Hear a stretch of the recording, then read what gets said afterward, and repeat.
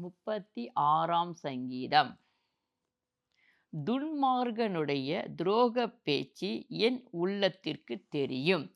அவன் கண்களுக்கு முன் தெய்வ பயம் இல்லை.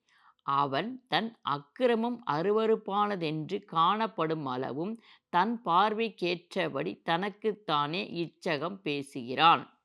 அவன் வாயின் வார்த்தைகள் அக்கிரமமும் வஞ்சகமும் உள்ளது. புத்தியாய் நடந்து கொள்வதையும் நன்மை செய்வதையும் விட்டுவிட்டான். அவன் தன் படுக்கையின் மேல் அக்கிரமத்தை யோசித்து நல்லதல்லாத வழியிலே நிலைத்து பொல்லாப்பை வெறுக்காதிருக்கிறான். கர்த்தாவே, உமது கிருபை வானங்களில் விளங்குகிறது. உமது சத்தியம் மேக மண்டலங்கள் பரியந்தமும் எட்டுகிறது. உமது நீதி மகத்தான பர்வதங்கள் போலவும் உமது நியாயங்கள் மகா ஆழமாகவும் இருக்கிறது. கர்த்தாவே, மனுஷரையும் மிருகங்களையும் காப்பாற்றுகிறீர்.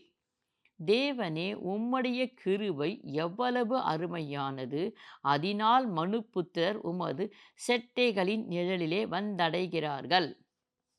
உமது ஆலயத்திலுள்ள சம்பூரணத்தினால் திருப்தி அடைவார்கள். உமது பேரின்ப நதியினால் அவர்கள் தாகத்தை தீர்க்கிறீர். ஜீவ ஊற்று உம்மிடத்தில் இருக்கிறது. உம்முடைய வெளிச்சத்திலே வெளிச்சம் காண்கிறோம். உம்மை அறிந்தவர்கள் மேல் உமது கிருபையும் செம்மையான இருதயம் உள்ளவர்கள் மேல் உமது நீதியும் பாராட்டி அருளும். பெருமைக்காரரின் கால் என்மேல் வராமலும் துன்மார்க்கருடைய கை என்னை பறக்கடிக்காமலும் இருப்பதாக. அதோ, அக்கிரமக்காரர் விழுந்தார்கள், எழுந்திருக்க மாட்டாமல் தள்ளுண்டு போனார்கள்.